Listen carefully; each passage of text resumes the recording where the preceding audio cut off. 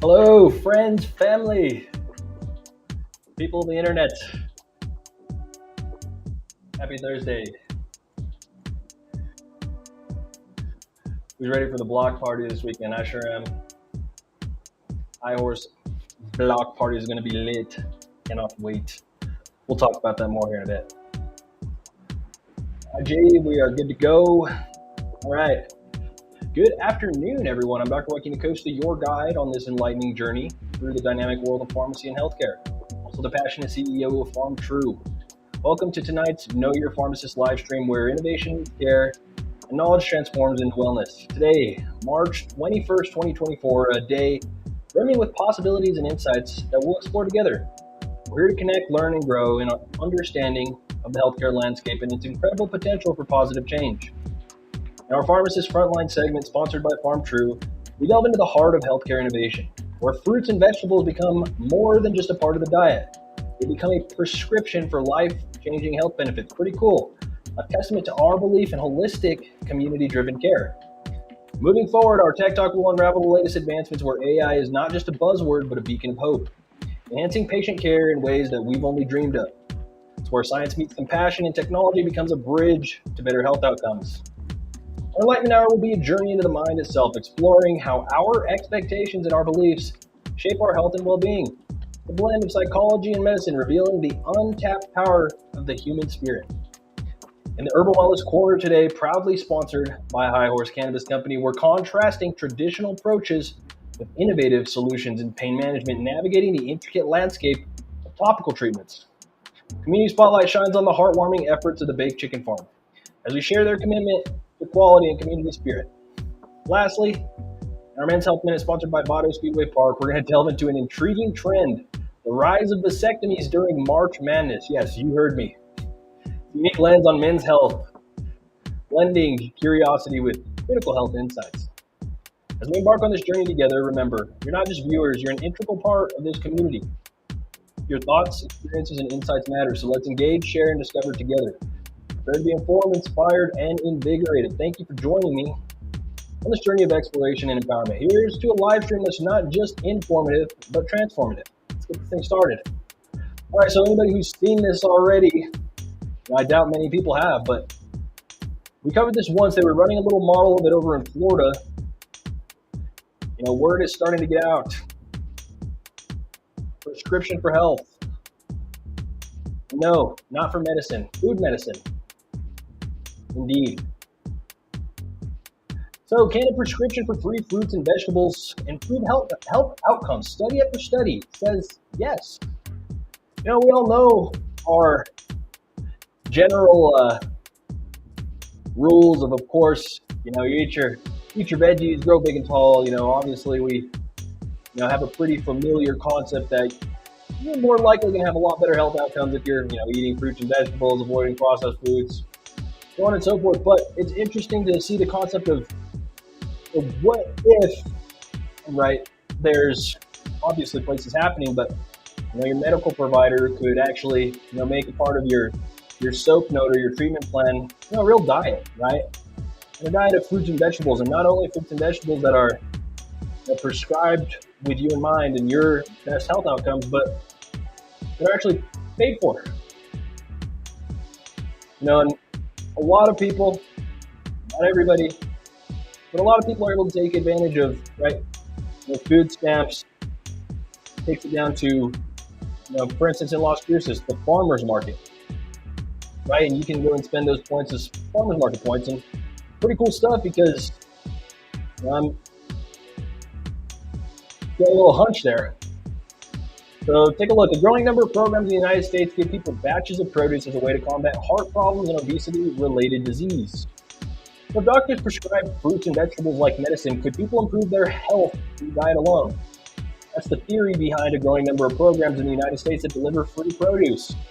These so-called produce prescription programs aim to combat heart problems and obesity-related diseases by either preparing 3 bundles of fruit and veggies for participants to pick up on a regular schedule, delivering fresh batches of produce to people's homes, or giving them money to buy produce.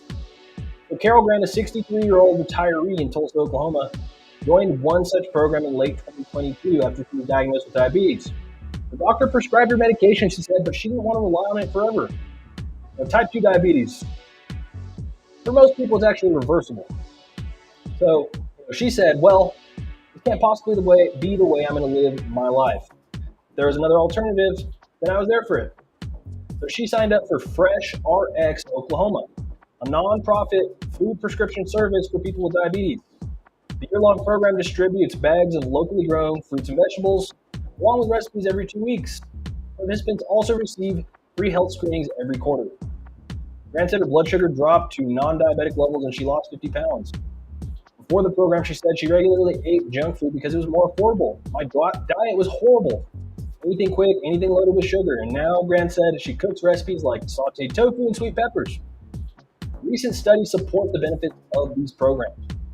New research presented Wednesday at the American Heart Association Scientific Sessions in Chicago analyzed the impact of a program called Recipe for Health, which delivers 16 weekly batches of food produce to people's doorsteps in Alameda County, California.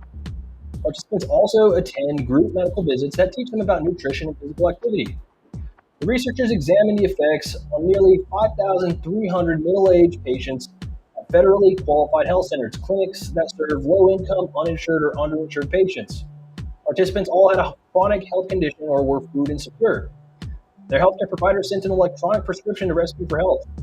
The prescription, instead of going to the pharmacy, goes to the farm, said Lisa Goldman-Rosas, assistant professor of epidemiology and population health at the Stanford School of Medicine, who presented the research.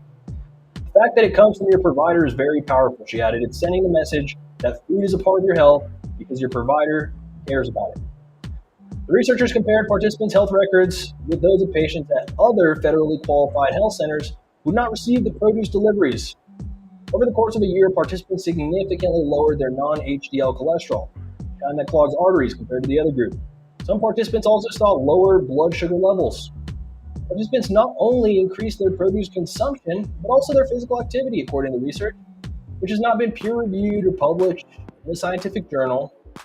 You know, a lot of us like to call that anecdotal, but still meaningful.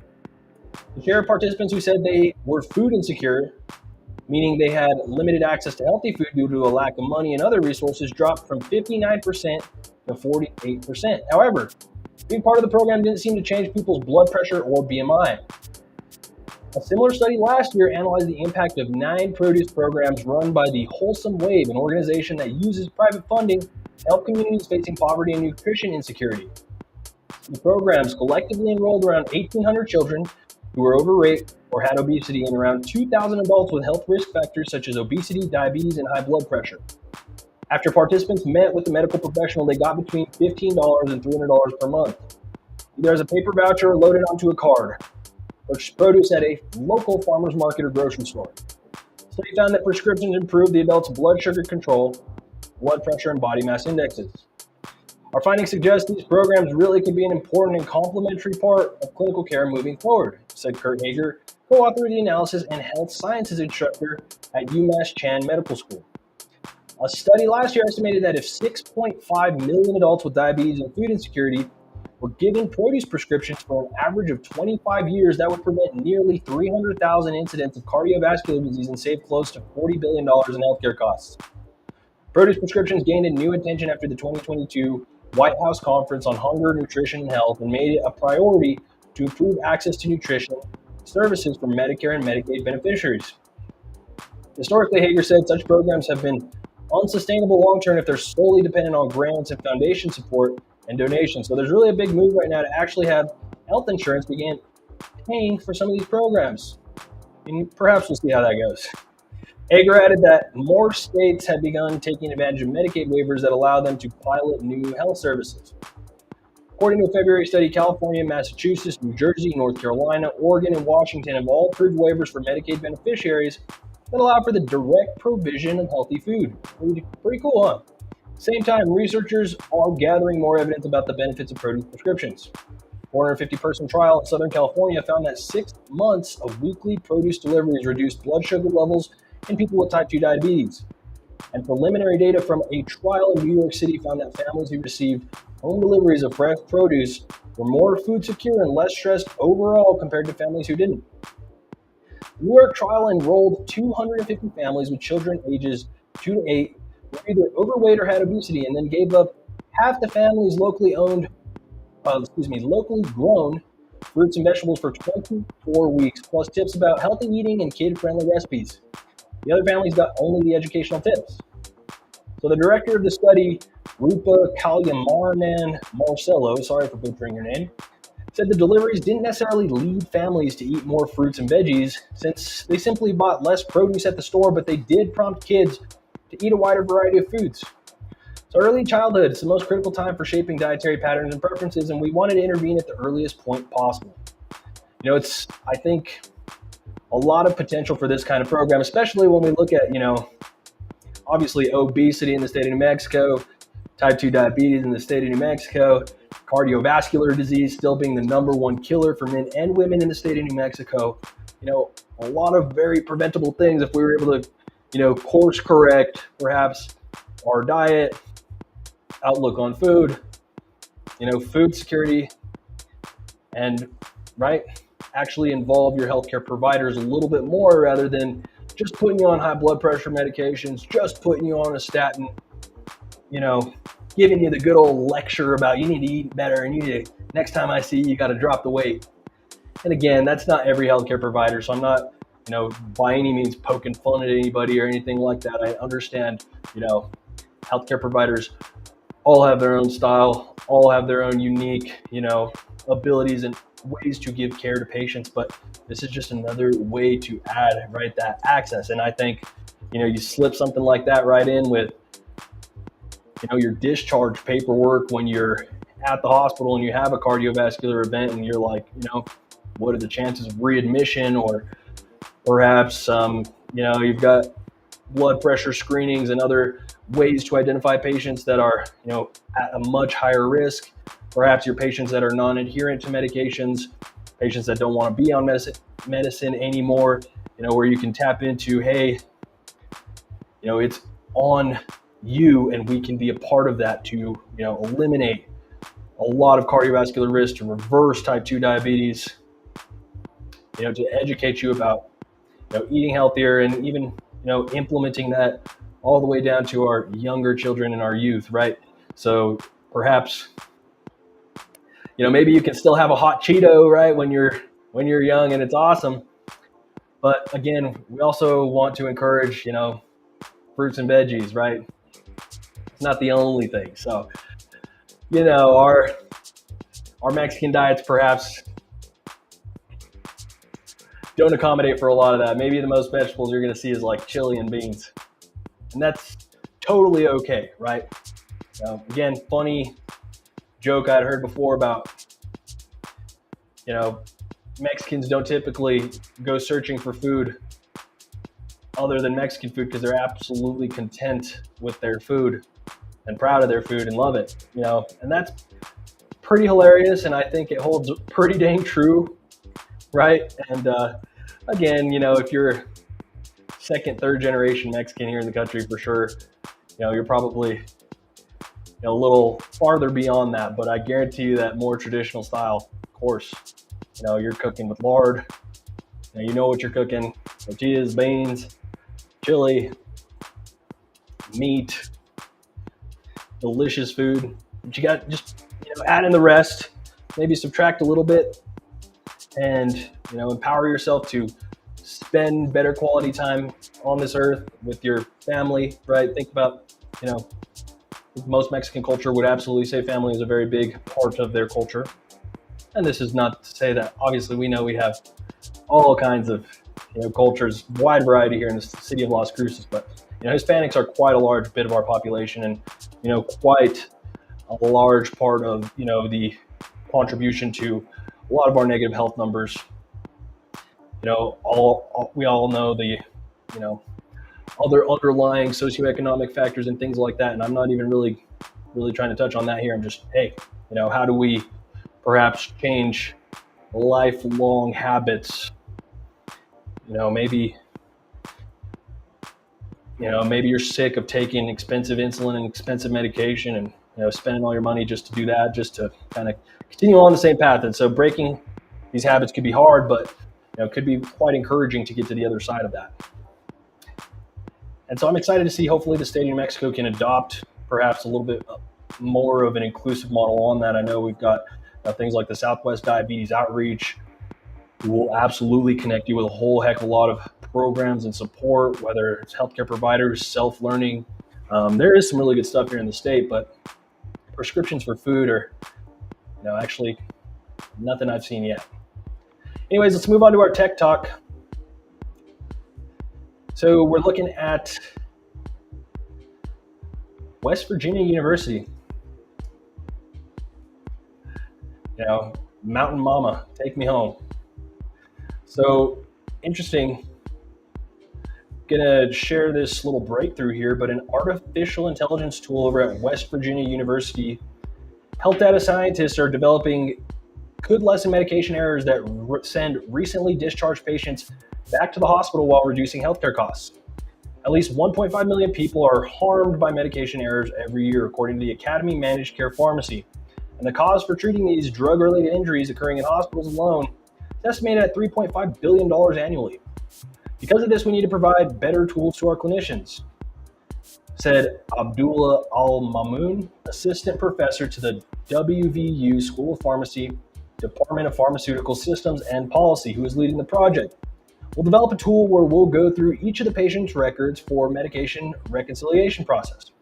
Our goal is to build an alert system that shows that the patient has a higher chance of getting readmitted. So medication reconciliation, my pharmacies, we know what that is, right? Nurses, you know what that is. Doctors, you know what that is. But everybody else, MedRec is a standard practice clinicians perform before patients are discharged from the hospital. Processes review prescriptions and over-the-counter treatments they were taking prior to and during their stay. The result should be a comprehensive list of what to take and not to take, along with the specific dosages when they return home. However, Mamoun said, since information is gathered from multiple clinicians to make care recommendations, the procedure oftentimes becomes convoluted. So where 85% of the errors happen, Mamoun said, during a patient's time in the hospital, medications are changed to improve the outcome. The patient cannot go home with the same amount of medications they were given in the hospital. There should be an adjustment. As a remedy, Mamoun points to studies showing a 50% reduction in 30-day readmission rates when a transition of care pharmacist took over MedReg. This project aims to make the pharmacist's job more efficient and effective through this AI-driven tool. So Mamoun explained hospitals use electronic data systems containing information on medications and billing, along with notes from physicians, nurses, and pharmacists. For MedRec, a pharmacist spends between 30 and 50 minutes a day reviewing these records for each discharge patient, which can number around 200 a day in a facility the size of J.W. Ruby Memorial Hospital, for instance. So Mamoun and the members of his Heal Big research lab want to streamline this process. According to him, that's where AI comes in. It will pull all these data and using different algorithms will build a profile for the patient.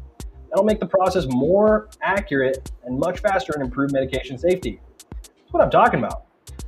The Heal Big team will employ the AI method of deep learning for natural language processing to allow the program to understand certain words and phrases in clinicians' notes. Based on factors such as medical history and current physical condition in each patient's profile, the tool will also be able to determine the risk of readmission and create an alert system for pharmacists. Let's say patient X is feeling better, but my tool says he has a 90% chance of coming back to the hospital in 30, 60, or 90 days. That raises a flag. Pharmacists could go back to the interprofessional care team so they could go over the patient's profile one more time to see if they should keep him in the hospital just a couple more days. Something like that could literally save a patient's life and a whole heck of a lot of money on the U.S. taxpayer, and everybody else, right? So the use of AI technology will also benefit students in Mamoun's lab by giving them the experience of learning data science tools they can use later in their professional careers. They'll learn different dimensions of how to ultimately improve patient outcomes when they're exposed to projects like this to become more motivated to do research. So Ki Jin Jun, a graduate research assistant majoring in health services and outcomes research, will work on the statistical analysis. Other students in the WVU pharmacy doctoral programs will join the project as it progresses. With a 2-year, $100,000 grant from the American College of Clinical Pharmacy, Mamoun is working on the project with a clinical associate professor, and sorry, Professor Kaido, but I don't even know how to say her first name. So the team will develop an alert system prototype. Mamoun said The next step will be to integrate the tool into the hospital's electronic data system and run a pilot test. For that phase, the team plans to seek a larger grant. Next phase will be challenging because that's where the real interaction comes into the system. We need a lot of resources and clinical experts, and it's very exciting to bring data science and AI tech into the medical field, especially in pharmacy, to help payers, medical providers, and ultimately clinicians make better decisions. And that's some juicy stuff right there. There's obviously a lot of uncertainty when it comes to using AI in the healthcare system, especially like big systems like that. Where's the liability in some of that stuff?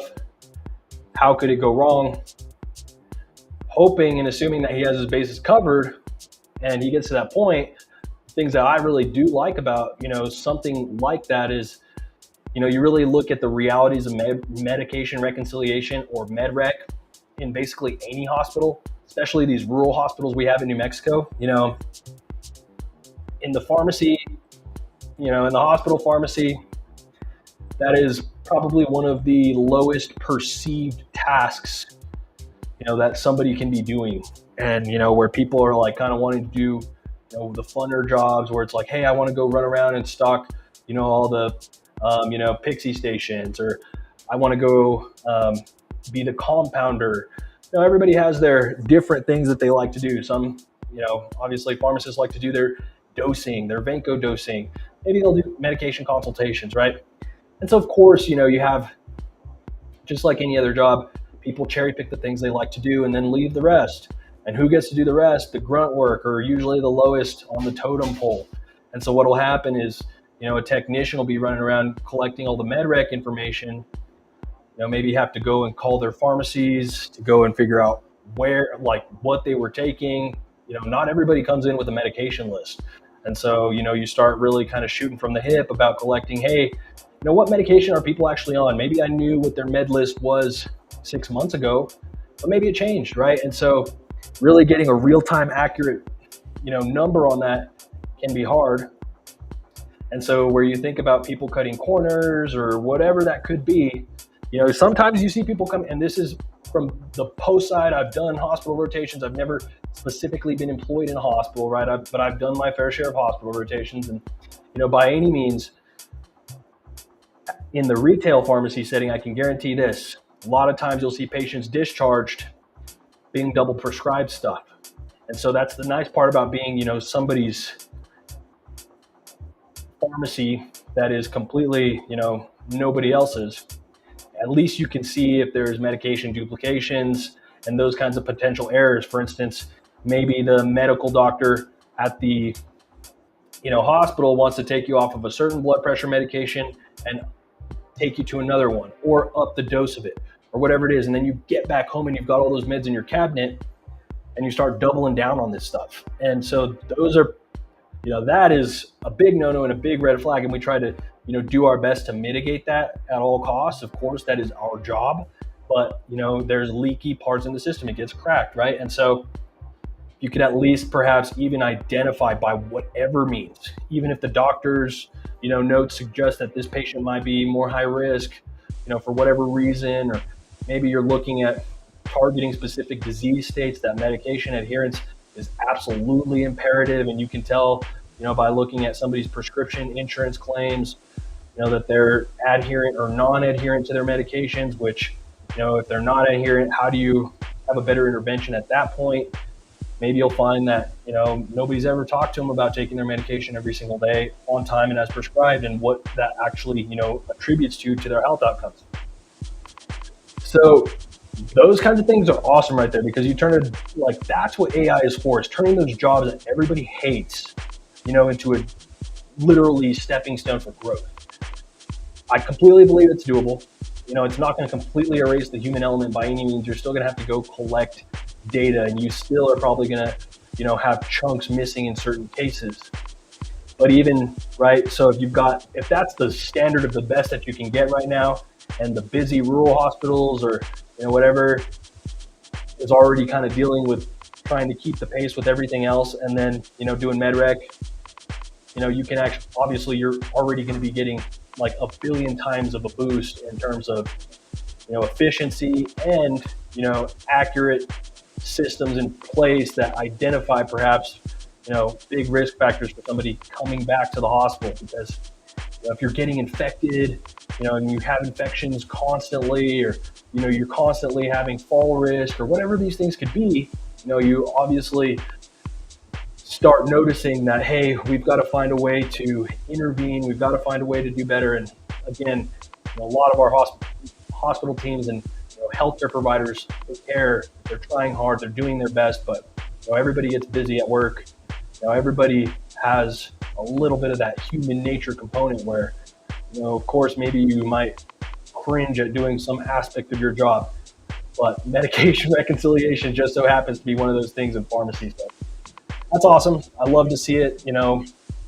Let's take away those repetitive tasks, that there's a lot of room for error, and, find ways to, optimize it, use technology to assist our approach, and ideally, get as close as you can to taking over it altogether. But that's that part where again, if you could have every healthcare system ever in America, right, all talking, that's the kind of thing where, people would be in a really good spot if it was all set up correctly, because, you're going to know your vaccine history since you were born. You're going to know, your current med list, right? You're going to know, all of your labs, your most recent stuff, right? And you're always going to have access to that stuff. And I do believe that someday there will be more of a universal, plane of truth there, record of truth for healthcare systems and for patients, but obviously the day is not there yet, right? But I'm optimistic. I'm bullish. That's cool stuff. Good job, Dr. Mamoon, for sure. You have my respect. I'm very excited to see what happens there. Let's move on to our Enlightenment Hour. So